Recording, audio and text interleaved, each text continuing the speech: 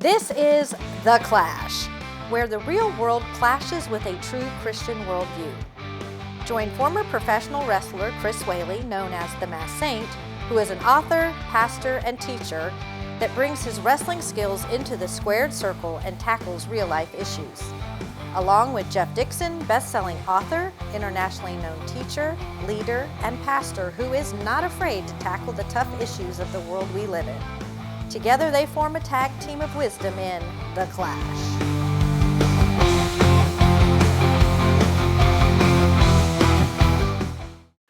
Hi, welcome to The Clash, where we take a Christian worldview and allow it to clash into the culture around us. My name is Jeff Dixon. I am one of the hosts, but the real star of this enterprise is sitting next to me. He is the saint, the one, the only, and undefeated. Is that fair? No. Okay. Chris Whaley, who is going to introduce us to our guest today. And Chris, I'm excited because, again, we get to meet so many amazing folks and introduce folks to our audience. And so today is no exception. Right. So tell everybody who we're talking to. Well, I'm so excited. I've been trying to get this precious person on with us for some time.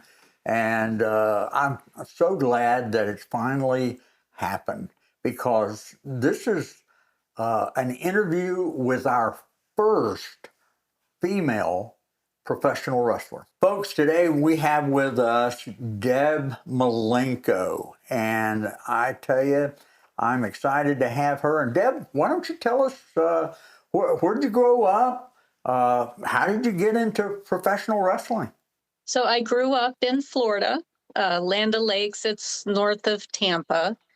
And, you know, growing up, I was always a tomboy. I was into sports and playing with my dog, climbing trees, just doing all the fun stuff. And, I played football with the guys at the youth league.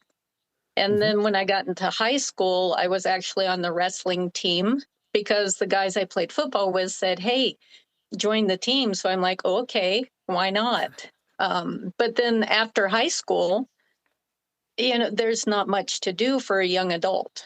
So I was working at a local boat shop there, and a friend of mine that owns the local hardware store knew Hulk Hogan and Brutus the Barber Beefcake. And he goes, well, why don't you get into wrestling like they do? And I'm like, I don't even know how to go about that. And he goes, well, next Saturday, I'll take you up to the school. So he drove me up to the Malenko School of Wrestling. And that's how I got introduced to everybody, the great Malenko, his sons, and just got my foot in the door, just training for fun. Oh, wow. Now, what year was this? I graduated in 89. Mm-hmm. So 89, 90, I started training. And then eventually, just was in the right place at the right time. There was a photographer out there taking pictures for a Japanese magazine, Bill Otten. And he got a picture of me with a lot of people that went to Japan. But one of them was Carl Gotch. Because I had the great pleasure of being trained by him, and the picture got sent to Japan, and the wrestling office, the All Japan Women's office, saw that picture. They got a hold of the individual at the magazine at the time, which was Fumi Saito, and they said, "Who is this?" And that's how I got connected with them. Wow. Well, the reason I got to tell you, I was trained by the great Malenko also. And that's why you're so good. There you go. and I got to work with Dean. I got to work with Joe. And of course, Joe was trained by Carl Gotch also. Exactly. And we've had Joe on our show too. And that's just so amazing. So you got to work in Japan? I did. I was over there a few years. Was that the first stop then? Was that the first place that you actually, after training and kind of learning the ropes, so to speak, was that your first stop? Well, that was my first big major company. I did work with Suncoast Pro Wrestling in Florida. Uh-huh. So that was on the cable network there back when, WWE Mm-hmm. was, Mhm. still WWF. So, being a long time ago, you had the local cable networks where you could put different shows on and they would air locally. And, I worked with Henry Raines there. He was running that company. And that was kind of my first start with shows with the larger crowd. But the first big company was straight to Japan. Wow. Yeah. And I got to tell you, Jeff, uh, you go to Japan, that's like a home run, man. Because working in Japan, not everybody gets the opportunity to do that. I mean, only the best get to go to Japan, and it's also great financially too. I mean, they treat you pretty good over there in Japan, do they not? They do treat you pretty well. Yeah. And Yeah, being, yeah, at the time, being 18, 19 years old, saying, hey, go to another country. You don't speak the language. You don't know anybody over there, but here, go, go be adventurous. It was kind of a no-brainer. It yeah. seems silly because, you think of, okay, am I going to be safe over there? What if something happens? I don't know anybody. But, Hmm. being young and naive, it was, I'll regret if I don't go. So signed a Right. contract, take me over.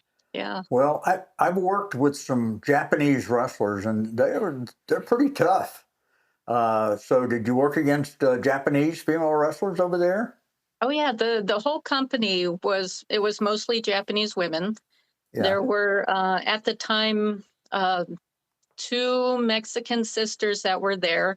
When my plane landed, they were landing at the same time. So Rossi Ogawa, he was at the airport with what I didn't know at the time would be my tag team partner, Saki Hasagawa. Oh, And wow.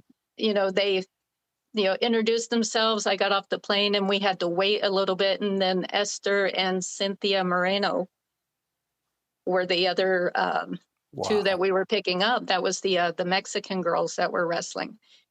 Yeah, it was amazing at the time when you first meet people. You don't know their history, their story, their legacy, but as you Hmm. get to know them and then you get to know all about them later in life, you're like, wow, I was Hmm. in the right place at the right time to meet these just wonderful people.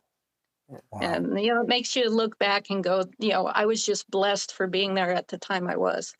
Yeah. Yeah. Well, what did that look like? Okay, so you fly in, you don't know anybody, you're meeting these folks real time. I mean, so they whisk you off to this place where you're going to start living and start wrestling. How long before you were in the ring there in your first match? I mean, and how did you kind of transition into that? So it was a good, I'd say maybe 3-4 weeks before I actually wrestled in the match. So I would tag along with them, get on the bus with everybody else, and they would have me, watch all the matches and kind of just get used to who's who and what everybody Okay. does. And they would call me up into the ring and introduce me to the crowd as, hey, a newcomer, an American, and I'd take my bows and get out, and then the show would go on. So they were kind of introducing me to their normal groups, their normal crowds that came to watch the shows. But it gave me a chance to kind of get the lay of the land, so to speak, and get to Hmm. learn how everybody works and what moves they do. And then I did train. They had their own dojo, but we would train a lot down there, and I'd get in the ring with some of the younger girls and we just go through, just getting comfortable, do some chain wrestling back and forth. And it was, still training. We do a lot of running, a lot of calisthenics, a lot of, just normal staying in shape, but just getting in the ring. And they're extremely talented when it comes to, a lot of the mat wrestling, because they're learning the basics too. So Hmm. you get in there and you don't really have to speak the language because you know the body language, you know the Right. moves, you know the back and forth, and you Right. get kind of a chemistry. You get in there and you kind of know when someone does something, what they're next. If you pay attention, you know what they're going to do next, because everybody, Yeah. pretty much, we get into our routines. So it was kind of nice to get comfortable with the group before I actually had to get into a show. Sure. Yeah. Yeah. When I was in wrestling, I hear people today talk about wrestling being choreographed. In my day, a lot of times I never even met the guy until I showed up there, and I'm working against him that night, and I don't know him from Adam, and he's in one locker room and I'm in a different locker room. The first time I meet him is when I get in the ring with him. But, Right. But you were spot on. You know the language once you get in the ring, because you're trained for that. And Exactly. man, being trained by Malenko and being trained by Carl Gotch, you were ready for that, I'm sure. I was well prepared. I didn't think I was. It was a little nervous going into a new environment at such a young age, but it's the more you do something, it's don't practice till you get it right, practice till you can't get it wrong. Yeah. It's that mentality. You just learn the fundamentals, and that's comfortable. Yeah. Meeting somebody not speaking the language is not comfortable, but getting in the ring and wrestling somebody because you both physically speak the same language, Yeah. that was comfortable for me. I would think the only thing different is, in the ring, somebody calls a high spot. You can't do that when you don't know the language of the Japanese wrestler. So you had to just improvise on your high spots, I guess. Well, again, watching the matches, everybody kind of has, not every, kind of like over here, one person does a power bomb. Well, if that's their finish, they do a power bomb. Nobody else is allowed to do a power bomb. Right. So you have to respect what other people do and not do the same things, or else you're stepping on toes, you're crossing that line. So that was part of it too, is if someone else is doing that, you just know that's something they do. If you're taking that bump, prepare yourself, they're going to do that. But Right. I'm not going to power bomb somebody else because that's so and so's move. Yeah. Right. So, and Go ahead, luckily Jeff. for me, with the submission and the suplexes, I had a lot of things I could do that nobody else did. Okay. Well, Deb, we got to take a quick break because we got to sell some junk here, But don't go anywhere. We're going to take a break, come back. We got Deb, she's in Japan, and we're going to kind of pick that story up there and then kind of move forward and come back into the second half of this interview and talk a little bit about the journey that God has you on, your journey of faith, what that looks like, and let our folks get to know you just a little bit more. But first, we have to take a break, so don't go anywhere. We'll be right back. Hey, Chris, I was just doing my laundry, and look what I found. Oh my goodness! Look at that, the Clash. The Clash T-shirt. I love that. You know what makes it so special? Why? Well, because this is the Clash TV show. This is our logo. This came out of my laundry bucket. That means that these T-shirts are available for everybody to buy, and that means that when you need to do some shopping, that special gift. Think about it. Yep. You've been invited to a wedding. Right. You buy a wedding present for the bride and groom. Wow. Matching Clash T-shirts. How awesome! Every would that home be? needs that. When they have a baby, what do you want to get the baby? A onesie. A onesie, a Clash onesie. You can get that as well. Right. If you're looking for that extra special gift for a loved one, Right. you can go to the Clash store and get a Clash journal. You can get Clash magnets. You can get Clash widgets and gadgets and keychains. All of that is available. All you have to do is visit the Clash store. We live in a great day, Jeff. We do. And perhaps the greatest store out there is the Clash store. So follow the QR code at the bottom of the screen. You can go to the Clash store and get stuff your very own. It'll make us happy. It'll make the show even better. And you can put on your Clash gear while you watch every single episode of the Clash. Absolutely. Hi, welcome back. We are talking with Deb Malenko here. And right now, we left her story. She's in Japan. Deb, as you think back on the time you were in Japan, is there a memory, a match, something that happened there in the ring that really does stand out as you think back over the time you spent there? There were a few matches that were just, the chemistry between myself and Bull Nakano. I had a singles match with her. This was kind of off the cuff, but I get back to Japan because every 3 months or so you have to come home, renew your visa, and you can go back over. So the plane lands, and the people picking me up weren't the usual people. So it was, one of the ring announcers and one of the referees, and they're like, "Debbie, we go now." And I'm like, "Okay." So we get in the van, and the show had started. Like they book my ticket because over here, it's a day behind Japan.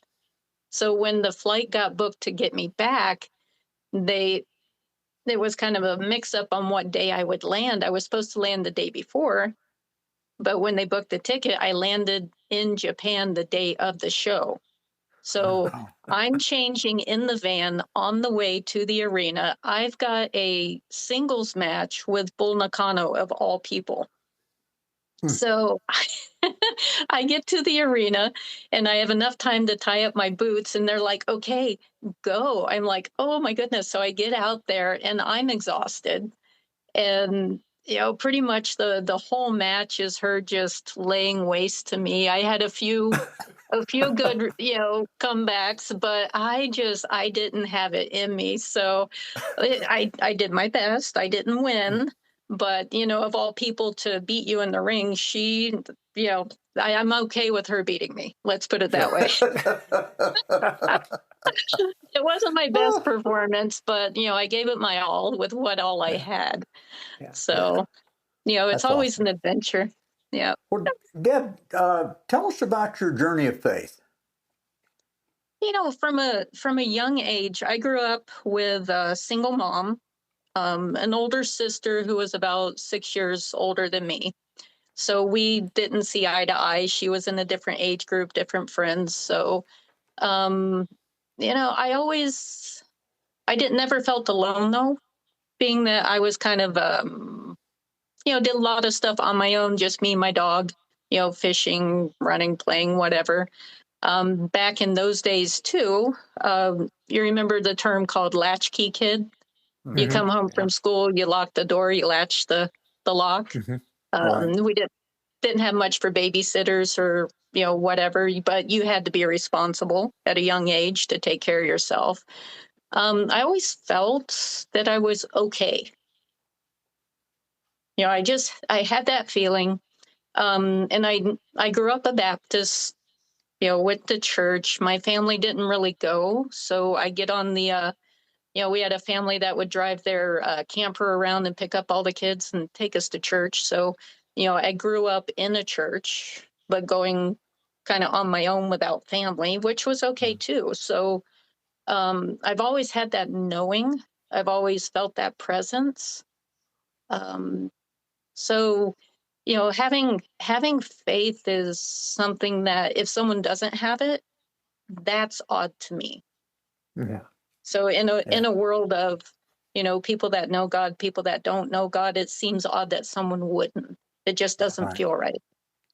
Right. Yeah. So when I was in Japan, there was one day, I had won the women's, not the heavyweight, but the kind of the junior title, the singles title, the All Japan. And I'm walking along, going to the grocery store, and I, just walking through the streets. I got to this part where there's a little bridge kind of over a river, just a walking bridge. And I get there, and I'm just looking around, and I'm like, the only thing that could be better. I have everything. I have a good career. I'm making decent money. I've got a title. I'm getting my push. Life is grand. But I was just missing someone to share it with. But that's probably the only thing I've ever felt that I was missing. But I was never missing, the presence of God in my life. Yeah. That I've always had. So, yeah. Thank you for sharing that. Well, now you're married, right? I am. Yeah. Yeah. How many kids? How long you been married? How many kids? So I got married in 2000. to make the math easy, right? So I always know my anniversary. Um, and I've got 3 kids, 2 boys and a girl. They're all adults now. Um, Wow. yeah. And Montana, where I live, is a great place to raise kids. There's Yeah. always stuff to do, hunting, fishing. It's just a good environment. And my oldest son, he's a hunting, fishing guide. Oh, wow. So, when he's not working doing that, he's either out hunting or fishing because that's what he loves to do. Of course. Oh, wow. Right. Yeah. My middle child, my other boy, he's in the police academy, and he's Oh, wow. actually getting married in August, Oh, which is wow. exciting. Congratulations. Yeah. Yeah. And he's the one, God love him, if a Sunday comes around and I'm like, oh, I don't feel like going, he's like, Mom, let's go. We're going to church. He's just my go-getter, right? Yeah. So, Yeah. and then my daughter's 19. She graduated high school last year. She's going to the community college, and the Lord's given her a voice. She's a Oh, music wow. major. Yeah, Okay. I just love to hear her sing. She's just wonderful. So, Oh, wow. That's yeah, great. so life is good. I mean, Yeah. we're all healthy. We're all, just doing good things. I feel very blessed. Yeah. So, Very good. yeah. It sounds like God has blessed you a lot, and so that's Oh, cool. so That's very much. exciting.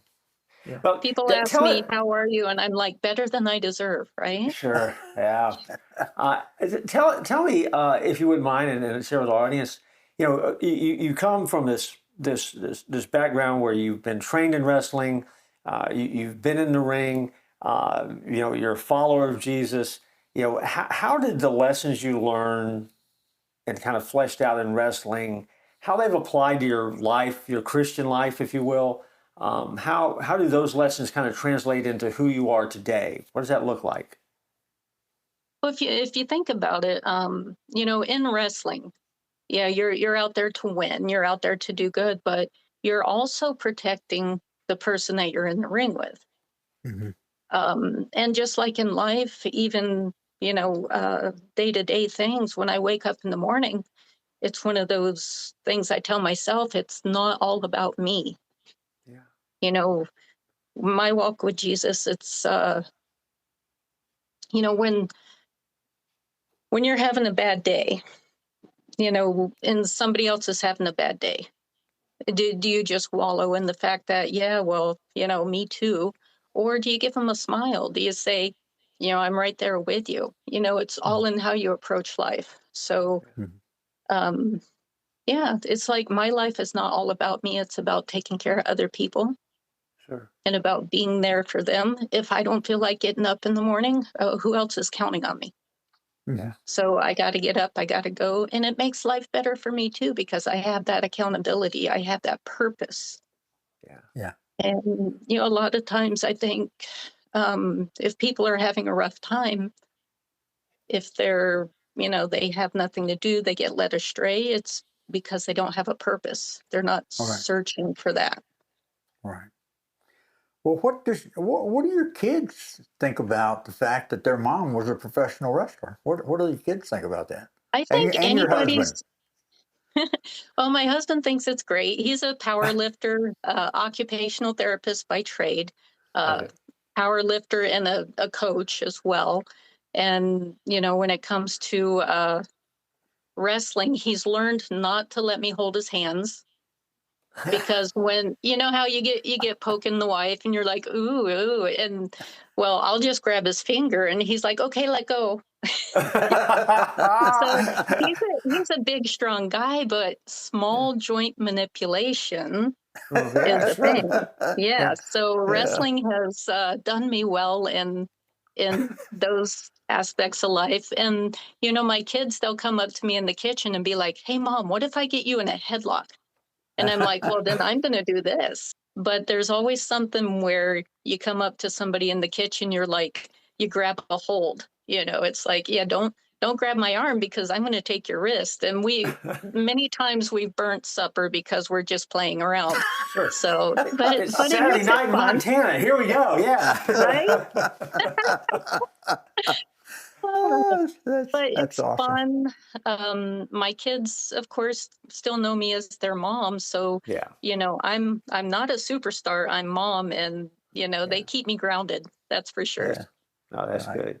Who is the most memorable match, and then who is the match, if you can tell us, that you just couldn't get out of quick enough? I mean, Um, there's one match that, oh goodness, Akira was probably the match that if I could go back and relive, it was just so much fun. okay. It was a constant, just a high energy match back and forth, and it was a lot of fun. As far as matches that I couldn't get out of quick enough, I couldn't tell you, Okay. honestly.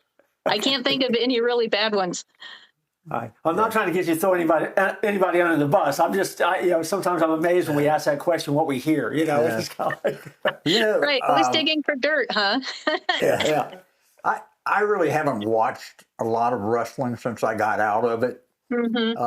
But this year I actually watched WrestleMania. And I got to tell you, I think the best match of WrestleMania was the women's championship match. I mean, it was phenomenal. They've gotten, I can't say they've gotten better, but they're letting them actually wrestle now. Yes. Because Yes. there was a long time where I did not watch wrestling. I stayed away from it because it was all bikinis, not wrestling at all. Yeah. And that really turned me off to where I didn't want to watch it. I didn't want my kids to watch it. Sure. Right, right. Well, Right? I think for a while it seemed like the storylines that they were creating, everything seemed to be a gimmick, and it always had a lot of innuendo to it, and it wasn't really about a good wrestling storyline, the good, the evil, and they just weren't letting the women do that. But I mean, they're such great athletes now. I mean, they're I agree. I mean, the WrestleMania was the best matches were the ladies' matches, which is fantastic. Exciting stuff. And Yeah. it's wonderful to see that they're letting the women actually get out there and wrestle because they're very capable. And Yes. they're, Yeah. in a lot of ways, they can do things differently than the men because, with women, we can be a bit more flexible. And, there's just things that, back in the day, they didn't let women do. They just wanted them there because, it looked good.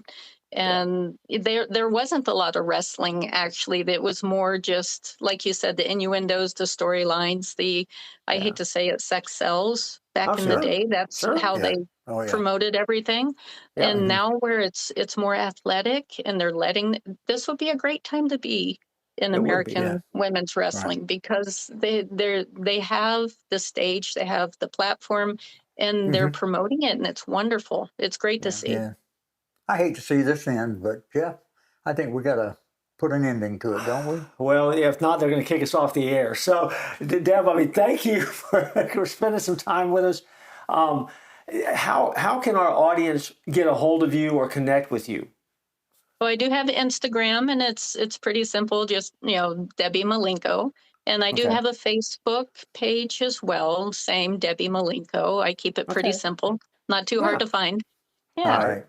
Hey, thank you so much. You've just been a real blessing to have you on, and I can't thank you enough for giving us the time out of your busy schedule to come on our show. And we just look forward to continued great things for Debbie Malenko.